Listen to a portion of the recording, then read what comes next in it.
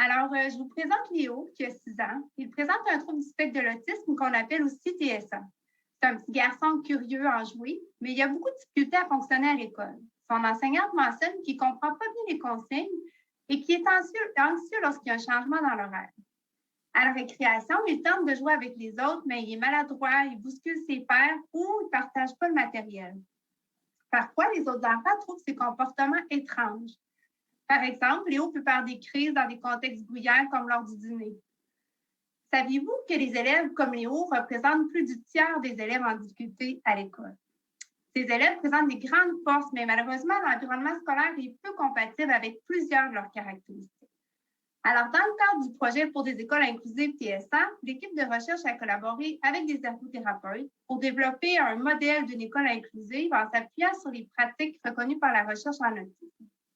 Alors, je vous invite donc à entrer pour visiter quelques-unes des caractéristiques de cette école. Tout d'abord, cette école favorise la participation des élèves dans une diversité de contextes, comme la classe, la cour d'école, les transitions au service de garde. Dans cette école, les routines et activités scolaires sont adaptées aux caractéristiques des élèves présentant un TSA. Alors, je vous donne quelques exemples.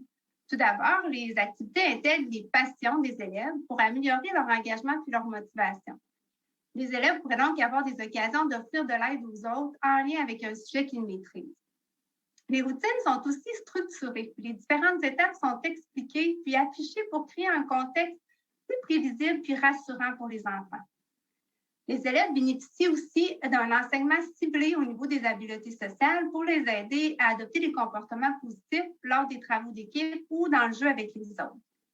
Ensuite, les intervenants scolaires et les élèves sont ouverts à la diversité puisqu'ils reçoivent l'information en lien avec le TSA avec une emphase sur l'acceptation des différences.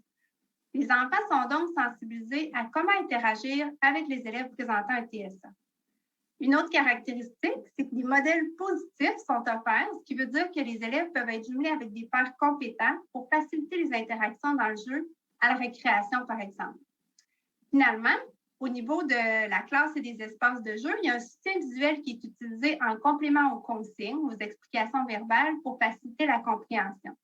Ça peut être, par exemple, des images, des schémas ou des vidéos qui sont utilisés. Un autre exemple, c'est que les locaux sont aménagés de façon à réduire les stimuli comme le bruit ou la quantité d'informations visuelles.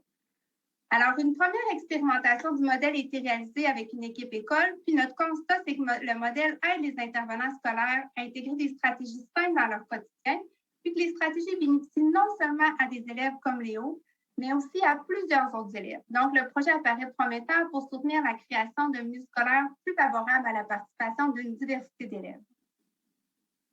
Merci.